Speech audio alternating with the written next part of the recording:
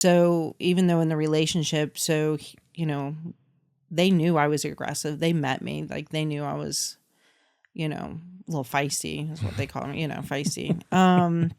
Wrestled. It was normal to wrestle in the relationship or, You mean be handsy. like WWF wrestling? Well, yeah. Like off the top rope? Yeah, but I'm not jumping off a type rope, a rope or anything, but...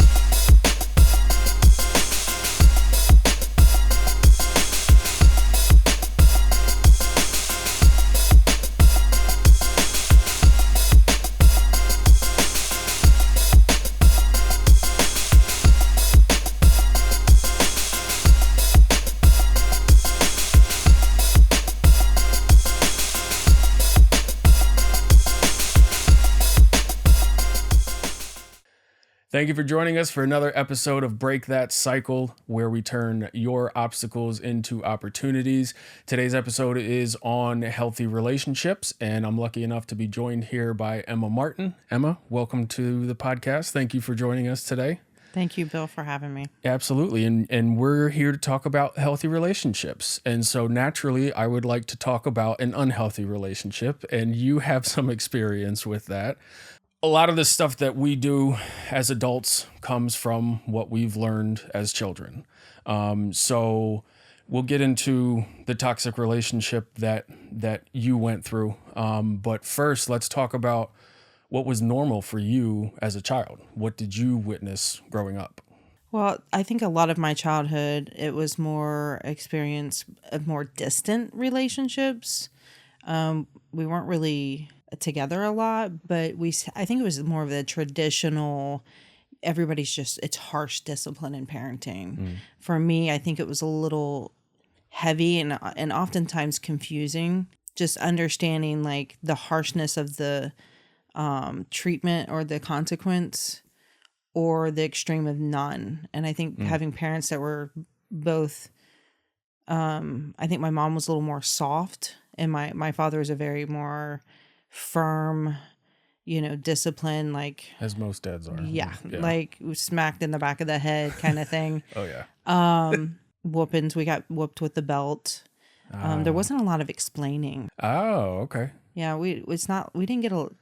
nobody really sat down and talked through how this action or whatever I was doing was affecting myself or even the family. So you would know something was bad if you got a whooping afterwards. Yeah, I think it's that traditional, we see through a lens of good and bad, which we all inherently, I believe, are, make mistakes. And, but none of that was really explained. So, yeah. But I think given the distant in the relationship, really probably affected me more. Yeah. Not being able to feel seen in the home. So do you feel that growing up in that dynamic that you kind of relayed that into your relationships down the line? What about friendships? How did you handle friendships as a kid? I was the one that was super aggressive and probably lashed out first to keep people at bay. So I did have a few friends growing up. Middle school was a little more, I lived in Florida, down in the Bradenton area, actually, a little more diverse. So I was, around different people groups, but not many. Yeah. I kind of just actually middle school I was straight A's. Yeah. I did my school, all that, but as I got to 8th grade and we moved again, so I moved quite a bit from Indiana to Florida to Tennessee. You didn't really have a chance to make a friend group or anything like that. No, I was constantly starting over. Yeah. So shifting gears a little bit into relationships, personal relationships, boyfriend, stuff like that. Did you notice any of what you had been taught was coming out, or did you not notice that until later? No, I think I noticed it when I started dating. Like people knew me for being aggressive, okay. And pushing people away or calling you names or kind of just, there was no filter. So that was already, it's like something about you, but you're not sure why. Mm-hmm. So it was definitely there when I started dating, 14, 15 when you traditionally start dating. Mm-hmm. But as far as like any types of like verbally abusive, I think that like that started coming up more in my longer, like I think it was 15, 16 when Joe and I met. Mm-hmm. Who's your husband? Well, yeah, he's current husband Yeah, now. So yeah. I think as we got closer, I'm not sure if that like set an alarm off in me and was like, this is too much. And it's almost like self-sabotaging the relationship, but like you don't want them to get close, but you want them to get close. Right. So that's when it really started coming out more. I think the aggressiveness. So, but you've already admitted to being an aggressive type person, just naturally. Yeah. You know, especially with the household you grew up in. You, even though you had a family unit, you probably still had to look out for yourself, and you know, make sure that you were okay. Yeah. Yeah. I think I seen, so I went back and forth living with my grandparents and my mom, and they divorced. So I had a stepdad. My brother stayed with my mom more, and he was a little more protected. Him and my mom were closer. Mm-hmm. And then my grandparents with my sister. So I felt almost like I was alone to figure it out. Mm. So I think definitely subconsciously when I was a child, I already started picking up like the self-protection and preservation. Yeah. And obviously that comes out in different behaviors. Right. That I'm going to keep you away, push you away. Those were already becoming habits. Okay. Which would kind of go hand in hand with aggressiveness. Yeah. You know, you're kind of in defense at all times. You got the castle walls up and whatnot. So, but did you notice this being a problem when you started dating your now husband Joe? Yeah. So you knew it.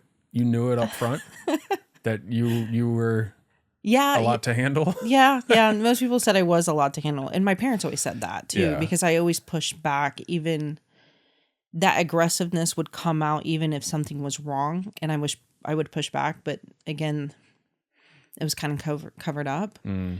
So even though in the relationship, you know, they knew I was aggressive. They met me, like they knew I was, you know, a little feisty is what they call me, you know, feisty.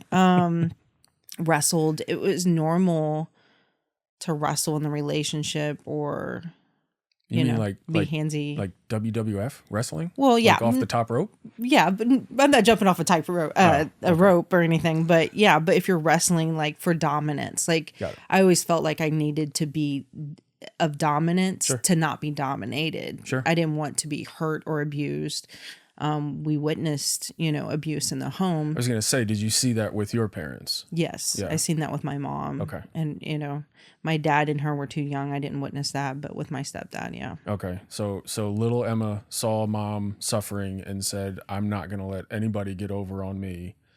I'm going to figuratively drop the elbow when needed. Yeah, I don't think it was till years later I realized like even like the posture or how the size of a man would be, I would not like think to date them. Really? Mm-hmm. Oh, interesting. Well, and we've talked about that before. Your husband you guys are same height. Yeah. Yeah. We're relatively the same height, about 5'6". Yeah. So all right. So you witness abusive situations, toxic situations as a young child. That pretty much forces you to create this superhero persona, or supervillain, if we want to look at it that way. Yeah. Also, that's how the world will label Sure, you, right? absolutely. They don't know what's behind it. Especially being a woman. Yeah. If you try and stand up for yourself as a woman, you're automatically supervillain. So, but this just naturally translated. It probably wasn't anything that you consciously did other than wanting to protect myself. I'm not going to allow myself to get hurt. Yeah, I don't think there was. I like intently like sat down and said, you know, I want to hurt this person. Yeah. I mean, I didn't know the damage of it until years later. Right. And so we don't want to hurt people, but you did. Yes. And what did that look like at that time? What was going on through your brain? Were you preemptively trying to protect yourself? Or were you preemptively trying to avoid having to protect yourself? Or was it just coming to you naturally and it just Well, explain some of the behaviors that you notice now that weren't good. The super independence would be a behavior. So, I don't need you to open the door for me. Mm. I don't need you to stand up for me. Mm-hmm. I don't. So those are, I guess, like postures that you would place yourself not to be a dependent upon a man. Obviously, this was unhealthy, but Right. I don't think at 16, 17 years old, you know this. Right. We married at 17. So married at 17, had our first son at 17. Yeah. So we're into a relationship, made the ultimate commitment. Yeah. And I think I'm still behaving in aggressive manners and pushing him away, thinking I am kind of like preserving myself. Like you can't expose all of yourself to the person, because you don't want to be hurt. Yeah. Yeah, I didn't want to be hurt or used again. And it's crazy because if you think about it, I committed my life to you to die in this marriage. And then to think that you're still protecting yourself. Yeah. But I think this is a normal feeling for a lot of people, which is why I'm super excited to have this episode, especially off of the back of our narcissism episode, because these are the types of relationships that could lead to much worse endings. And it's good for people to kind of understand that. And as we've said on every episode that we've done this far, you only know what you know. The viewers and listeners are going to get sick of hearing that. And I'm probably going to have to say it every episode because it is absolutely true. You only know what you know. You pulled what you were taught or what you absorbed from your childhood. And that's what shaped you. And that's what formed you. There's nothing wrong with that. How it was displayed probably could have been a little better. Right. When you mention your aggressiveness, were you ever physically aggressive? Yeah. I would smack my husband in the face. Ooh. It's kind of, I don't want to say like it was, it's obviously crossed the line and boundaries, but it was almost like playfulness, but aggressive playfulness, like still know your place. And okay. If that makes sense. Yeah. I'm not saying you should do that at no means. Yes. But again, thinking I'm a kid, we're kids. That's the other thing. So very young. We're not grown adults, and we've had struggled later with things later in our marriage. But so that and name calling, very verbally abusive, just calling him stupid, just names, very demeaning spirit, criticizing. So how long would you say that went on for? Wait, let me ask you this first. Did your husband ever like try to check you? Not physically, but did he ever be like, "What are you doing? Grow up." Yeah. Like, we're married. Why are we doing this? Yeah, I think he had his own preserving ways to protect himself, but there is a few times he would say things. I think the biggest one came, we were actually married. He deployed once, I think at this time. Mm-hmm. And this is where he was like, if something doesn't change, I'm leaving you. Okay. So this was probably 2003. Actually, it was right before he deployed. And did it change? I think that was the first time I realized there was a few people that had mentioned stuff to me where I started like really thinking about, why am I like this? Mm-hmm. Like, how did I get like this? Why am I trying to push a person away that I love? Right. How to fix that? I had no idea.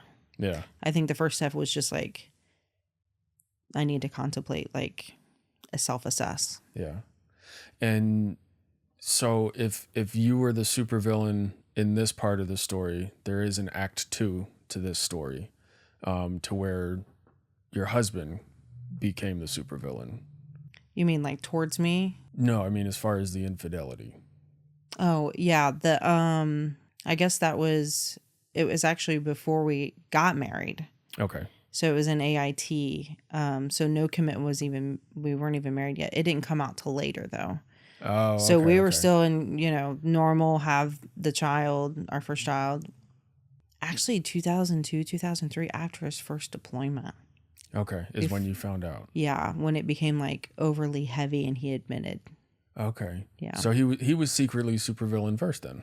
Well, not really. You both were? Yeah, You were both I would say fighting. we both came into the relationship. We've discussed this before. We've done a timeline and kind of went back and Yeah. kind of looked through our thoughts and behaviors, what was happening when we met, and there Yeah. was just so much destructiveness, Yeah. behaviors and thoughts and how we felt about it ourselves, Yeah. and we just married it together. Do you guys, when you were going through that timeline, did you ever take a look back at your own personal timeline and think, was this a reaction to what I had done, or did I act this way to get back at him for this, or did you guys ever discuss any of that? Like, was there any retaliation there? I mean, again, you guys were kids, very young. So when we just recently did this timeline, actually it was a year ago. Oh wow. But we actually went and did our own and then looked at them together. So Oh, we got a cool. big Okay. picture Yeah, of yeah, yeah. kind of where did we miss and not know that we probably both were contributing to it, the factor Sure. of what was happening. Sure. And I think that helped us better come with it, understanding that we're both broken Yeah. coming into the relationship. At what point, and maybe age range, or maybe at which child range, do you think that the two of you looked at each other and said, we're broken, something needs to change? Was that a conscious decision together, or did one or the other make the decision? I actually think that's it's been a continual pattern of both of us individually saying that. Okay. I don't think it's all been all at once. I think it's been at this moment he has said this. It made me think and reflect more on it, and vice versa. I think it's a shared thing that continues. I think we'll always continue to do that, though. And I mean, I think that's healthy, though. Yeah. Is keeping that communication open, and always looking for what's best and what's better, and and as you move through life, things are going to change naturally, and you got to be able to work it through together, without having wrestling matches. Right. Yeah. Right. You don't have to wrestle.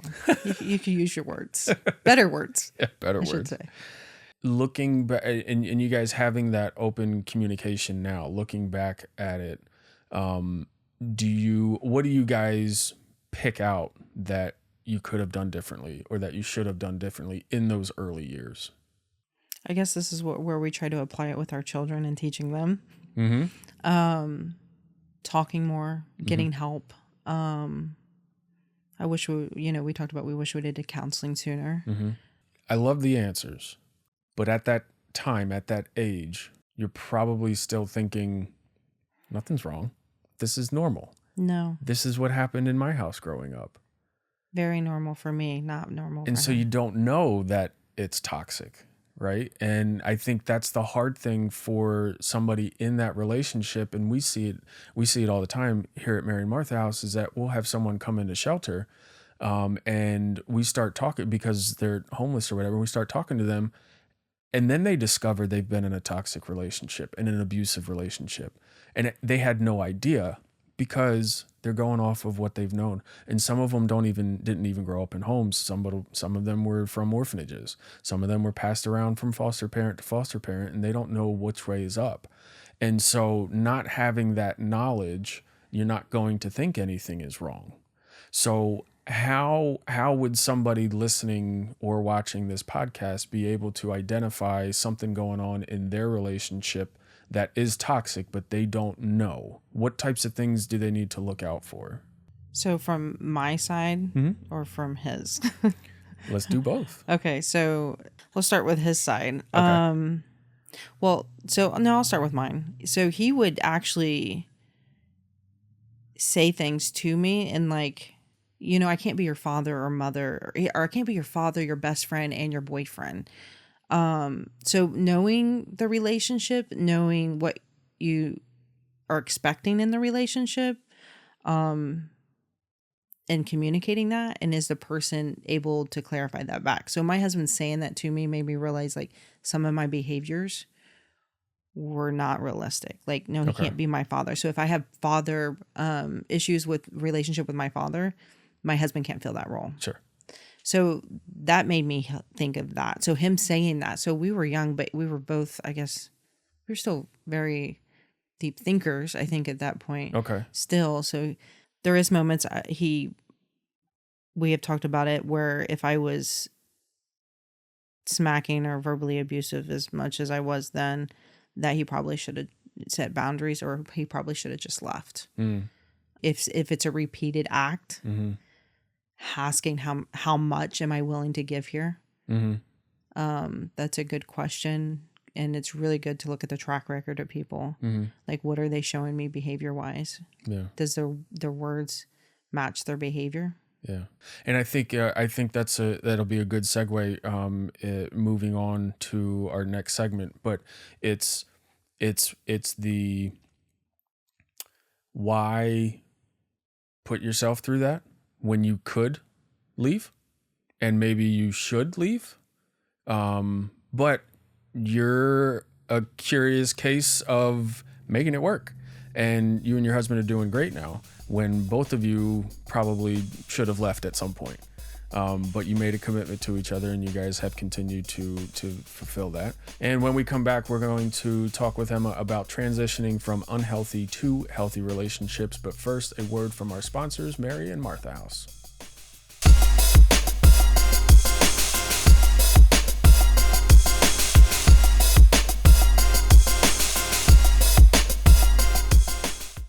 Mary and Martha House is a beacon of hope. For over 4 decades, it continues to shine brightly and illuminate the path towards a better future for countless women and families in need. Since our humble beginnings in 1982, we have dedicated ourselves wholeheartedly to the noble cause of helping those affected by domestic violence and homelessness. Did you know that every day in communities all around us, 1 in 4 women and 1 in 15 children face the terrifying reality of domestic violence? Compassion is the cornerstone of everything we do. We approach each person with a deep understanding of their unique struggles and needs. We foster an environment where respect and appreciation are not just words, but guiding principles that shape our interactions and relationships. Each member of our dedicated team is held to the highest standard, ensuring that compassion guides every aspect of our work. Mary and Martha House is a place where hope takes root, love blossoms, and lives are forever changed.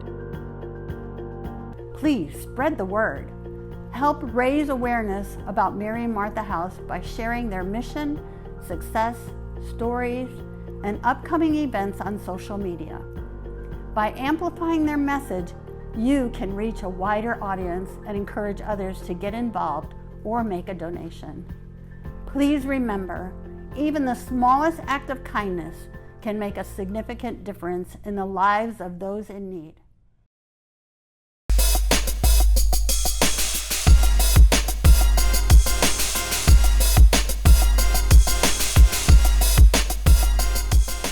Welcome back to Break That Cycle, here with Emma Martin, discussing the transition from unhealthy relationships to healthy relationships. I think the biggest question on people's minds biggest question would be like, why'd you stay? But we're going to learn a little bit about that, why. But would also like to talk about trust, because trust was obviously broken on both sides. Yeah. How did you start to rebuild that? Was that the first thing you tried to tackle? I don't think we sat and said, I think I want to figure out how to trust, and with that word and definition in mind. Okay. That's fair. I think it was watching the other relationships around me. Mm-hmm. But my relationship with God, that's when that shifted. Okay. For me to kind of come into what is trusting and having faith, and then how that actually directly affects my relationship. Okay. Trust at that moment, man, I mean, in the military culture, it is so hard. Mm-hmm. I don't think I ever had time to sit and think, how are we going to get there? It was just survival mode still. So I think I shifted from survival mode into the next survival mode of life. Yeah. Which is what my counselor said. So actually, I just think I leaned into trusting myself and able to handle what we were going through deployment after deployment. Mm-hmm. And trusting myself in that relationship to keep showing up of what I thought was better than what I was showing up as. Yeah. So looking back at it now, what do you think were the first like real signs that you were kind of turning that corner from a toxic relationship to a healthy relationship?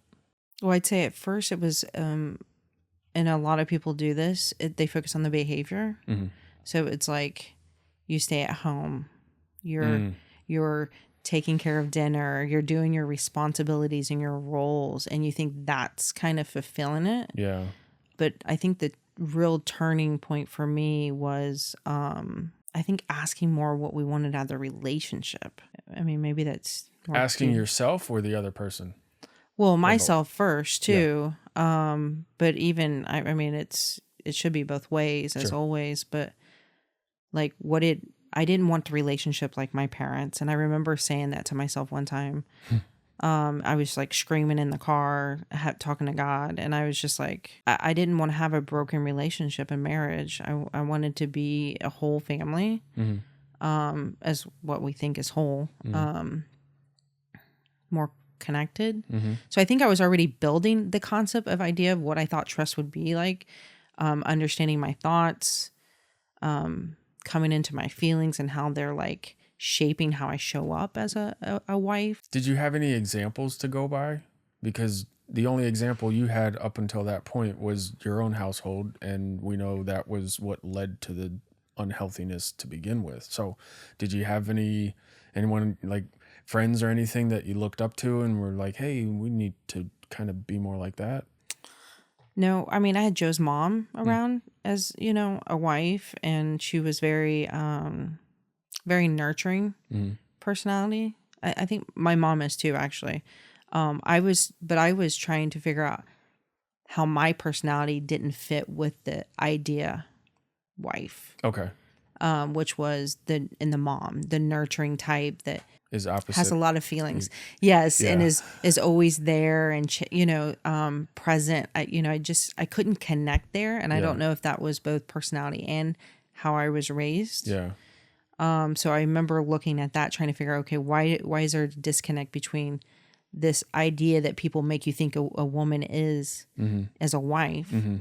versus myself? How you mentioned the nurturing thing, did your personality affect any relationships with your children?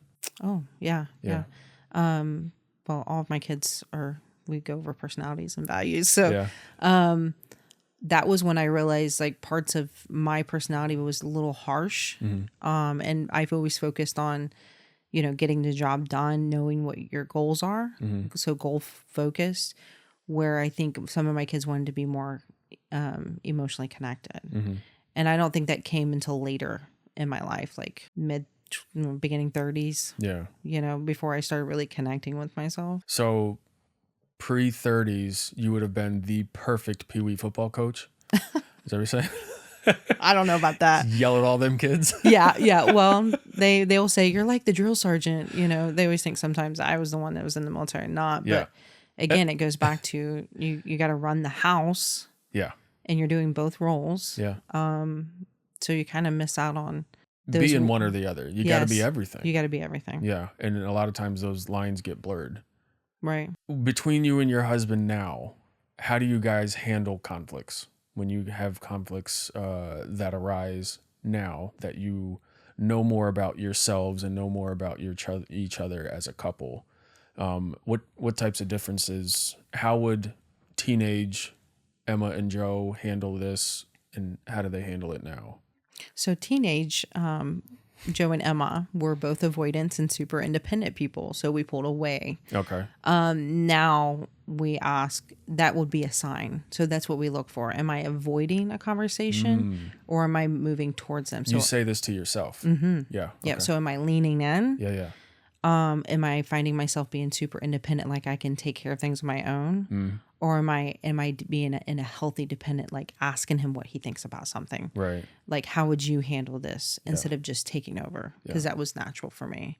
Right. Just take charge, which can affect a man, Sure. right? Because say if I'm been verbally abusive for 10, 15 years and then I'm always taking charge, well, it doesn't make him feel confident Yeah. and who he is, and being a father or a husband. Yeah. You know what's disgusting though is that sometimes it's accepted if the roles are reversed. Like if the guy's the aggressive one telling him what to do, everyone's like, "Oh, just being a dude." Yeah. That's just just No, neither one of them are acceptable. You should, so asking each other more questions. We have a check-in. We we're in counseling again.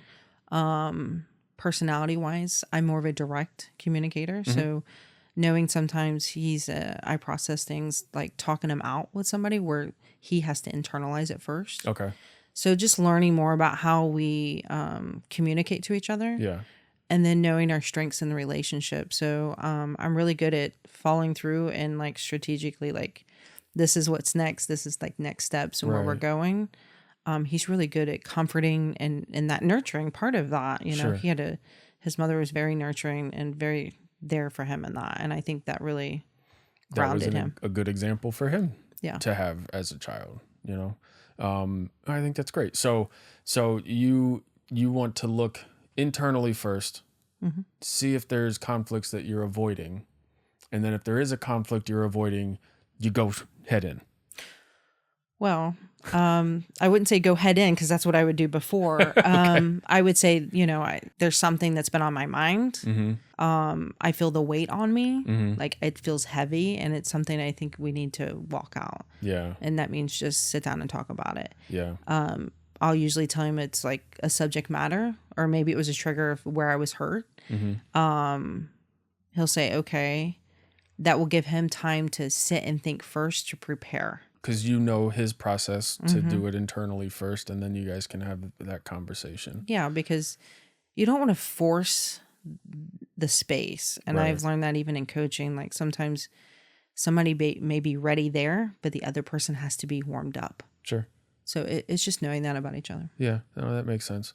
And would also point out, you had mentioned that Joe's done a lot of deployments. Yes. And so when you have something heavy that you want to talk about and he's home and you don't know when he's going to be leaving again, you want to make that time as beautiful as possible. And you don't want to bring it down with tough conversations because you're like, no, he's going to be gone soon and we got to keep things lighthearted. But in the end, I mean, that stuff just builds up, snowballs, and becomes a big blow up scene.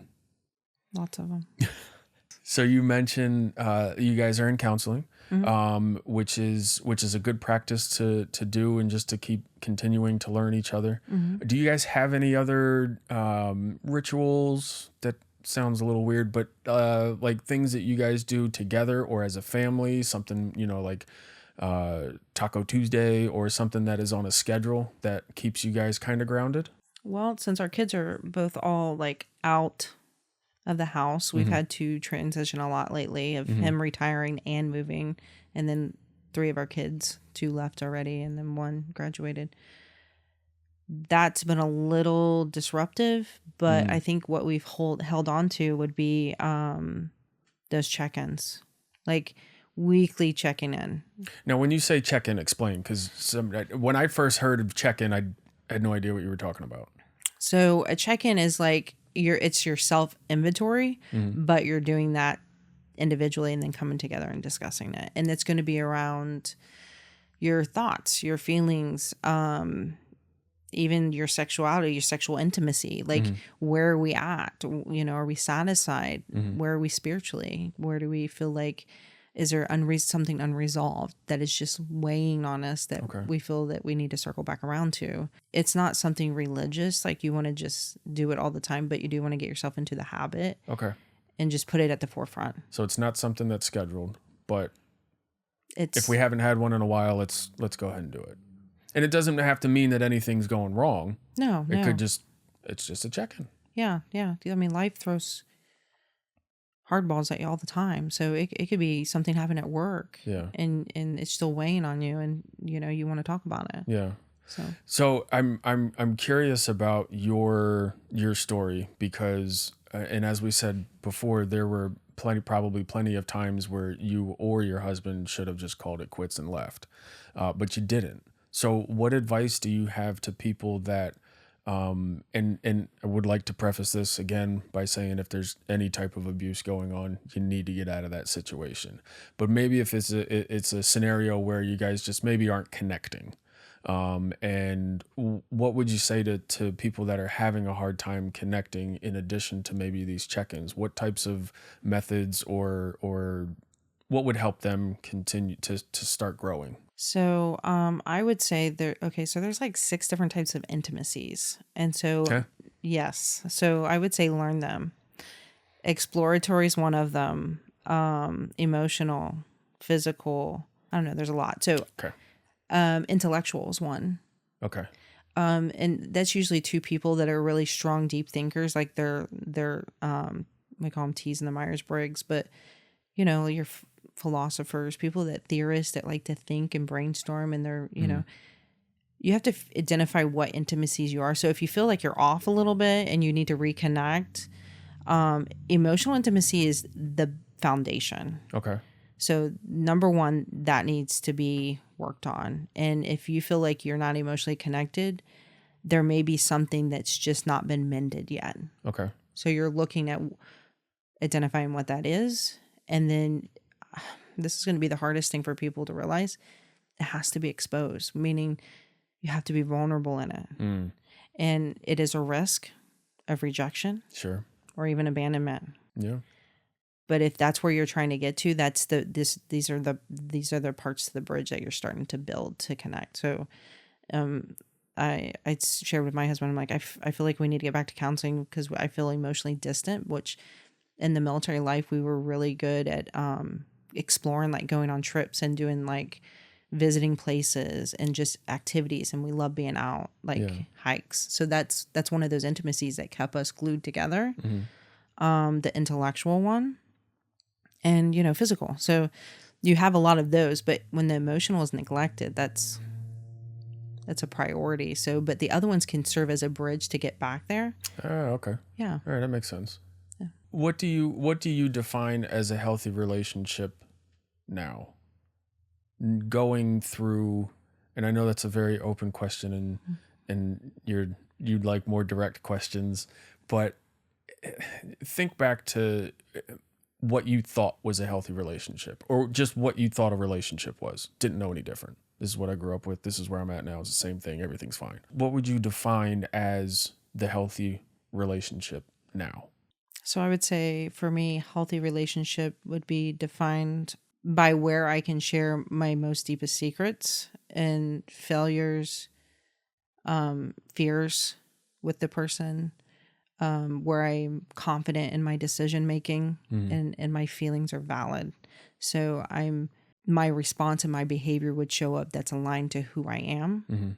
That's what healthy version looks like. So you feel more grounded. You see people kind of walk around, you can tell that they're a little hunched over and they're not confident, and they're that's directly correlated to our core beings. And so I think when we're more connected with ourselves, and then when we start inviting people into that and we're able to show up, that builds healthy relationships.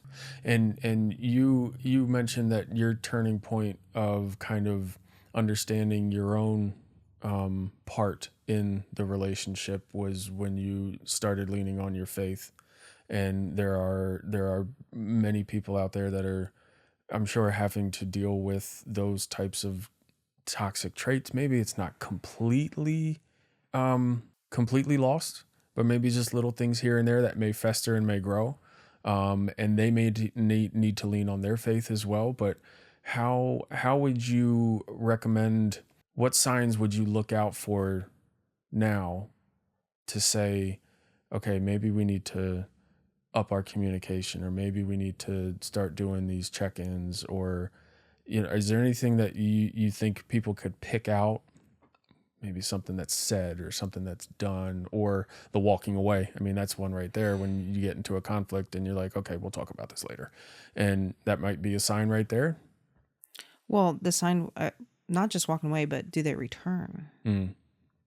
That's huge. Yeah. Because if they're turning back towards you after they've taken the break, that means that they're actually going to try to trust you again. So do they step away? Can you step away? But are you both turning back towards each other? Yeah. Understanding, I think always trying to understand other people's shoes. Yeah. Intent. Is this something they're intending to do? I'm always asking that. Like, you can ask them, like, what's your intent here? Yeah. Because this is what you're saying and this is how it's making me feel. Hmm. So just be as direct as possible. Not aggressive. Not aggressive. Just direct. Direct is the number one way they teach you to set healthy boundaries and things like that. Character, you're looking at the characteristics of a person. Mm-hmm. So loyal, honest, trustworthy. And again, that goes like, if you're building trust, what does trustworthy look like? Well, are they showing up? Are they keeping their promises? Sure. And then again, that track record. So you're looking for the track record in yourself and both the other person. Yeah. And so we're going to get into full range foundation in a minute, but I'm assuming there's some tools and maybe some metrics that you use to help people with their relationship repairing. Knowing the other side of that now, do you guys apply that to your own relationship actively, or does it just come naturally now? There's the ones that I've learned on the way, and then the ones that I'm learning now. Okay. So because we're always growing. Yeah. And so as you grow individually and growing together, you shift, you change. And so I don't think you truly know. I think parts of yourself is made aware over time, over your lifespan. Sure. And so you're just learning to listen and respond to yourself appropriately in a healthy manner. It's something that has to be worked on, right? They always say relationships are work. Yeah. Growing up, when I would hear that, it was, oh, okay, well, I have to pull my weight around the house. I have to protect the house. All the typical manly things that we were meant to grow up and learn and apply. And on the other side, for the longest time, the females have been taught how to, take care of the inside of the house and have the dinner ready and make sure the kids are taken care of. Like, I've never understood the equalness of cutting the grass and taking care of the kids. Like, they're not on the same level. I'll gladly go cut the grass. Yeah, you deal with them. So, but learning people are harder than task. I'm sorry. People are harder than tasks. Absolutely. Looking at the different steps that you have to take, and kind of grow with that. Would you say that at the very foundation of it, communication? I always tell the clients, communication is a way to communicate what? It's just a tool. Yeah. Communication is a tool. Yeah. It gives life or death. That's what we say. Yeah. But it's trying to express something. Yeah. It's something needs to be told. And so if you're not stewarding that communication well, it's not being received. And obviously that's two-way street. Oh yeah, absolutely. But yeah. And it's a topic that's brought up frequently in our organization, because especially when you're in that fight or flight, when you're in survival mode, everything else shuts off, right? Mm-hmm. And you're just trying to make it to the next day. So if there is a conflict, you're more likely to walk away or go postal. It could be one or the other, but in generally speaking, it's a walk away instead of just communicating. And it doesn't mean that you have to, be extra polite and courteous and very polished when you're communicating. You can have those tough conversations if that other person is willing to have that conversation with you, because the only way to fix the issues is to keep that communication open. And I think sometimes that gets lost when you're in survival mode. Mm-hmm. It's very hard to get past that. Was there a turning point for you and your husband where communication kind of moved to the forefront? Probably about 17 years in. I mean, I think it was steadily improving. Yeah. But what really shifted is when I started studying personalities and, like I said, communication styles. And but you're right, because you're kind of trained fight or flight in the military. So Sure. I wouldn't say that was his communication style at the beginning. Mm-hmm. So that shaped him. And so I think that became an interrupter because remember, I was very direct from the beginning and he was not. So now we're switching roles and it's direct and direct. Right. It's harsh and harsh. Yeah. So at the middle point, it was almost just being squeezed by the same constraints, both. It's the battle of the wills. Yeah. But I think it goes back to that, okay, what am I trying to communicate here? Like, but how is it being received? How's it landing? So if you can say what you have to say, but is it in a way that's going to be absorbed?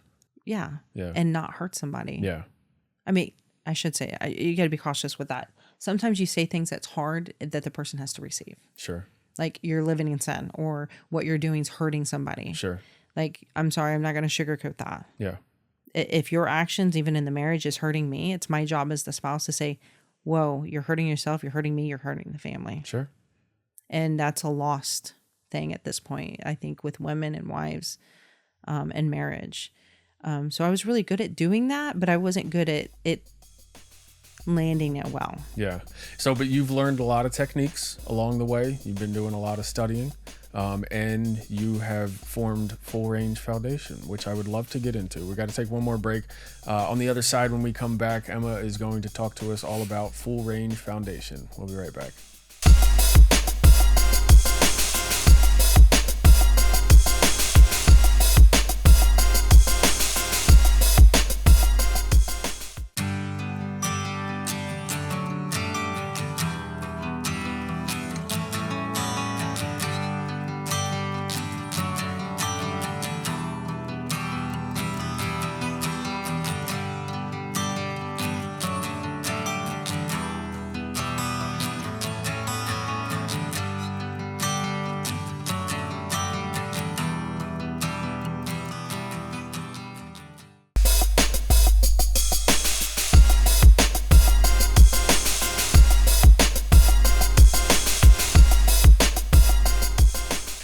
Welcome back to Break That Cycle. Emma, we want to know about Full Range Foundation. What was the catalyst getting this started? Well, I finished my degree in religion and ministries, and then I was studying another minor in ethics, and I started researching ethics of war. Okay. And the impact it had on the soldier. And as I was experiencing and living through a lot of the dilemmas, and then actually being in church, doing church ministry, I did ministry for, about 15 years. The mission just didn't seem to be inactive. It seemed to be inactive, I guess. Okay. We weren't hitting the mark and keeping connected with the soldiers and the spouses, given the complexity of the traumas and the things that they were facing. Where did the idea come from? Like you're realizing these things, but why the nonprofit? Why not just help people as they come and go? Well, I just feel like God was just like, that's something he put on my heart. The uniqueness of doing counseling and coaching. I realized as I stepped out of ministry and went and got my coaching certification, that there were a lot of like science behind it. And I typically lean towards the more logic side of person, helping them understand how they got to where they are, how they think about themselves and things like that. Yeah.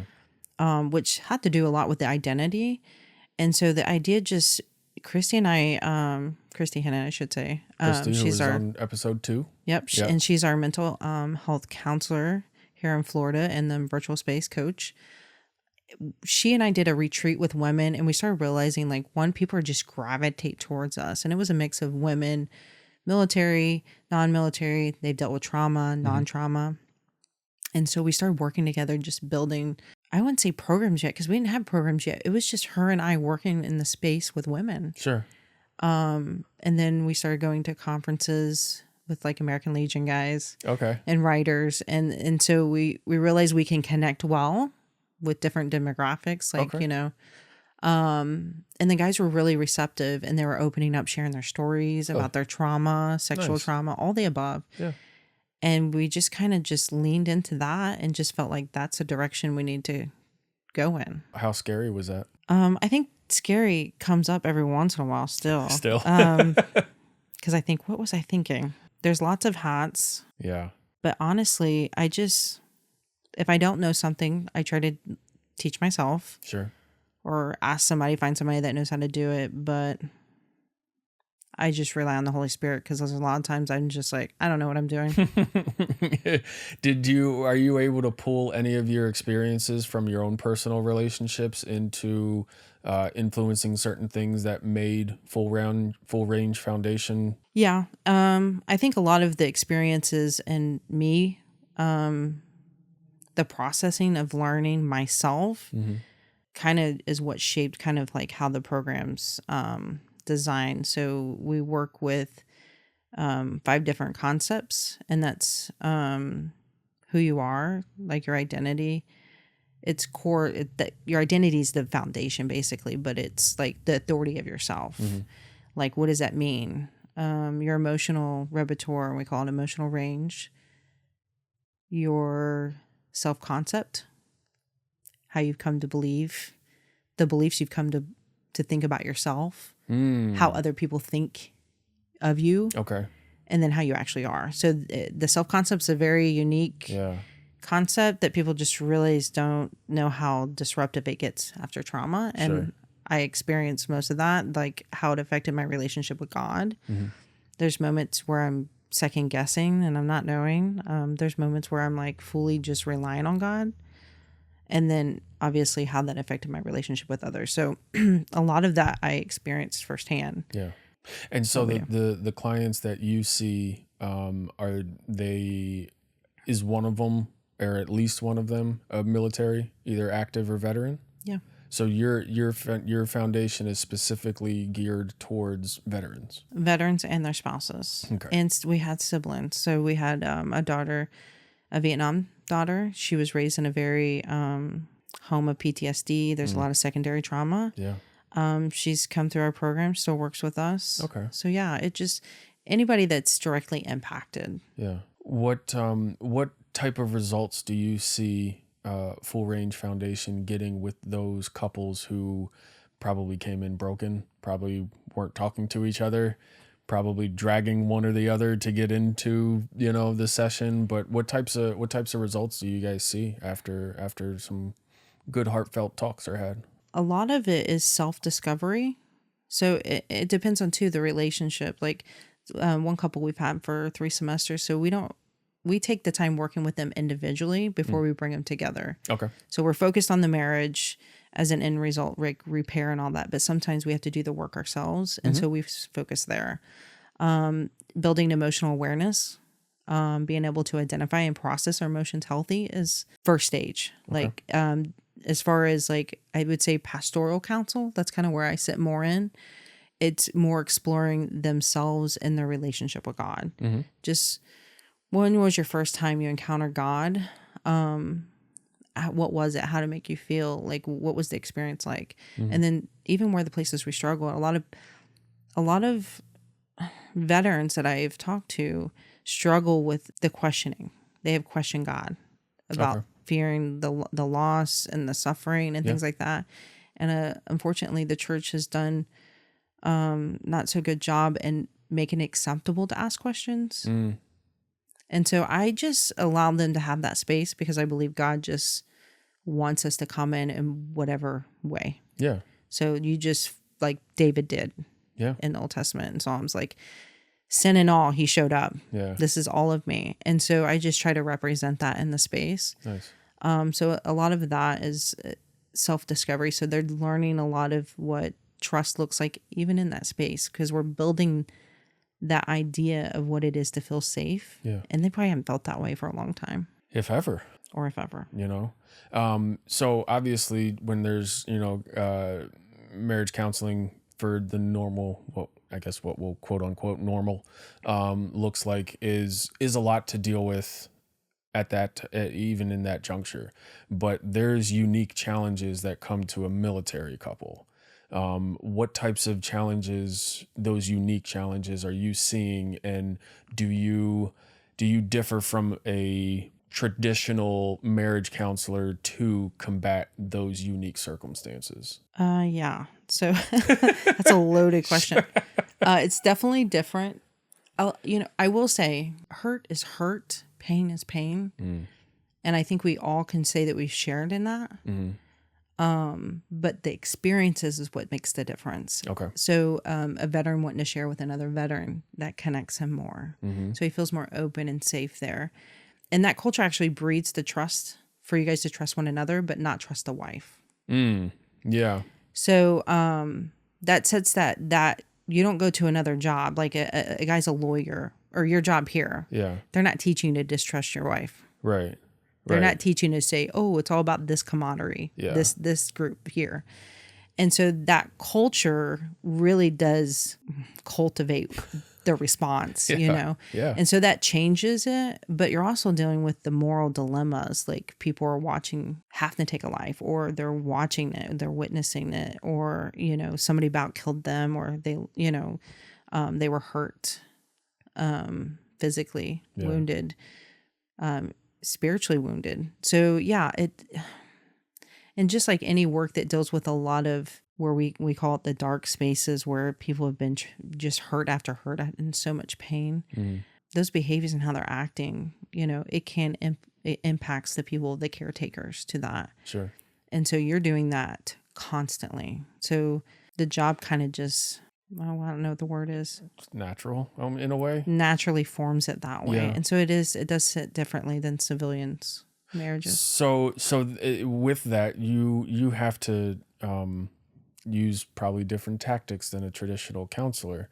Do you know of anything that you're doing that is not typical of a marriage counselor that zeroes in and, let's say physical injury? If someone's dealing with a physical injury and maybe it is causing them to doubt themselves, maybe loss of a limb, they think they're less of a person because of that, and it really affects their self-confidence. How do you change that tone of something that severe? I can't speak for a counselor's perspective because I'm the coach, even though it kind of overlaps. But if I'm looking at the two different persons in front of me, they both are going through identity crises. So they're questioning who they are. So that would stay the same, but the rapport would be different. Okay. So how I'm connecting with them would be different. I'm always connecting with people through personal stories of my own. So I always do that. And that's personally for me to choose. Like that, everybody operates different. Sure. Matter of fact, I don't even think they teach that in counseling. Sorry if you're a counselor. Me and Christy always get in trouble for this stuff. So I'm just more in tune to the person and leaning into where they want to go. Yeah. But that experience and knowing, like, my husband's been deployed, there's some understanding there, some struggles that I've experienced, that automatically builds that more safer, trusting space. Sure. Versus with the other person that has experienced pain, but it's not the same. Yeah, I don't think the common person really understands the gravity of being a military spouse, and I don't think you can until you've done it. There's a lot of challenges that go into that, and that's not a man or a woman thing. That's an everyone thing. Yeah. So, do you have any success stories that you like to share, or any poster children for Full Range Foundation? Well, we're about a year and a half in full operations, working with couples and individuals. I would say some of the success stories would be, one, that they're still in it. We have a couple that's been in it. We take semesters. We only do fall and spring and winter. Okay. Because of the weight of the trauma. Sure. So we make sure we take time off for that. Sure. And, but some of the success looks like, are they still showing up? Mm-hmm. Again, are they building that emotional connection? We do assessment. So, and plus we're talking through them. We can see where they're growing, where they weren't sharing as much before and then now sharing, or their willingness to go back in and share something vulnerable with their spouse. Yeah. Is that just like parade time? Like that is parade time. Yeah, it is. Because you're like, some women, they're like, I can't say that. And I'm like, yeah, you can. You can say that. You can say, this blank made you feel this way. Yeah. This is how I felt when you did. So when they're taking those risks and being vulnerable Yeah. and loving again, those are the aha moments. Oh, yeah. Yeah. Because you're like, there's this analogy, you guys can look it up on TED Talk. It's a guy talking about boundaries with porcupine, but he goes, if both of your porcupines, try to huddle if it's cold or whatever, but they're pricking each other. Yeah. But he goes, so you guys pull away. He goes, but you know what you're missing? You're so defensive and you're putting up so many boundaries. You're not able to pull in and love. Yeah. You're not able to get close to somebody to experience love. So you end up living in fear to Yeah. take the risk to love again. Yeah. And again, that's been my whole marriage. I could be like, oh, he's going to do this again. Or, he could have been like, oh, she's going to treat me like this again. Yeah. What if I can't trust her again? Yeah. What if she's going to talk down to me? What if I don't live up to the idea man she thinks I am? He could be thinking that. Yeah. So the idea is to get your both parties to understand how what's happened before is shaping how they're showing up now, and then that we're responding to those perceptions. But what's the reality? Mm-hmm. Are we willing to take the risk to love each other? Yeah. Through all of the coaching that you've been doing, is there a common thread that you see between the different couples that just naturally is there? Maybe because of living that military life? So for military women, I can say, because I work with Christian Voices Against Sexual Assault too, so it's a different, we have civilians versus military women will be more hyper independent. Which I think is natural. Like I said, it fed mine. Yeah. So, even worse, commonalities. Emotional intimacy is not there. Okay. They don't feel safe emotionally. They'll stay. The commitment's there. Yeah. But maybe not knowing why or how But the trust is not there. Okay. So trust is the number one thing that needs to be rebuilt. Is it a trust that I don't trust that you'll pick up the bread on the way home, or is it the trust that I don't trust that you're not going to leave me? No, it's the trust that I'm not for sure that you're going to stay or leave. Wow. And I didn't think about this until it was recently, because Joe asked me, you have to think about, like, if your husband passes, they don't come back. Like, that's a reality. Yeah. And I'm like, he's like, well, I thought you didn't think that. And I said, no, there is moments, but I had to put it away. But we did have to mourn. And there's parts of that you have to mourn. Like, there is a high probability after 9 deployments, Yeah. you're not coming home. Right. You learn that isn't safe to trust them. Ah. I think it's subconscious though. I'm not really sure because I'm just coming into it right now. Sure. Yeah. It's a natural thing you do. You learned I can't go there. Mm. So when they do come home, that's why reintegration is so difficult, because I'm having to put that away, mourn it, grieve it. It's not no longer that life. Right. I do have this life, but now Right. we're going to figure out what it looks like again. Yeah. And again, I go back to military spouse is a hard gig. And, there's traumas on both sides of the person that is being deployed and also the person that is not left behind, but left behind. And the children. Yeah. And the children. And so obviously there's traumas going to war, being deployed. You don't have your family. You are now alone, but you still have responsibilities that you should be taking care of and you can't. And then for the person that's left home, you are the person taking care of all those responsibilities that the other person wishes they could. And, do you ever see any resentment between the spouses, even though it's kind of out of their hands? Personally, yeah. Oh. I was really upset. Like, I felt like my life was taken away from me. Yeah. I wasn't able to be a mom. Mm. So I was constantly on. And so there was a lot of resentment in that, just him being gone, missing those, important dates. Yeah. Him being able to do things versus me being able to do things were just not the same. Yeah. I felt like the full responsibility of raising a family was on me. Right. I know he felt it was on him too, but it was a natural tendency to pick up for me being at home. Yeah. A lot of military spouses struggle with that. Another one is they're missing out on opportunities of what their passions in life goals are. Yeah. That was a thing for me. Even if us transitioning now, I'm like, well, We're in a different season. You're able to not work, and I'm able to do this. Are you willing to sacrifice this as well as I sacrificed for you? Right. And so again, we're 24 years married, and we're asking the same question. What does sacrificial love look like right here in this season? Yeah. Yeah. Because it changes, or it could change. Yeah. What would be your quote unquote sales pitch to a couple that may be experiencing some issues deriving from a military life that is maybe on the brink of separation? What would be your sales pitch to them to try and give your foundation a try?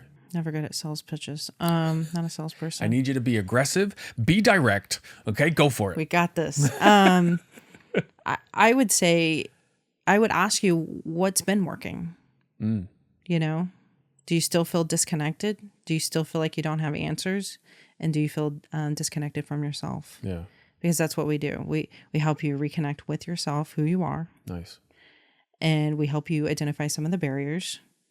And then we help you reach those goals that you're working towards. Now, we're not responsible for the other person if they may not come, like the spouse or the veteran, whichever one comes. But what I tell people is it's your responsibility once you're made aware of it. I like that. And so that's what self-discovery is. It's discovering all those things, and then becoming responsible of what's my part to own and what's not. Yeah, I love that.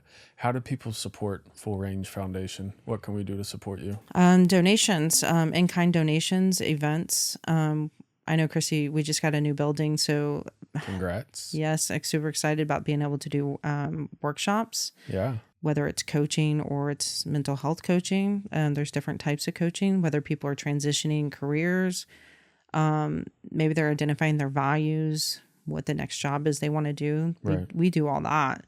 And so even signing up for the workshops we have for there'll be small costs for those, but they'll go back to the nonprofit because all of the intensive like coaching and counseling that's for trauma is all free. So we do scholarships every fall and spring, and we only let so many couples in or individuals, and that's because we manage small to be intentional and be a safe space for people. Sure. We do not want a big load, and we don't know how long you'll be with us. As long as you're showing up, you're doing the work, you will continue to stay in the program until you've hit that goal.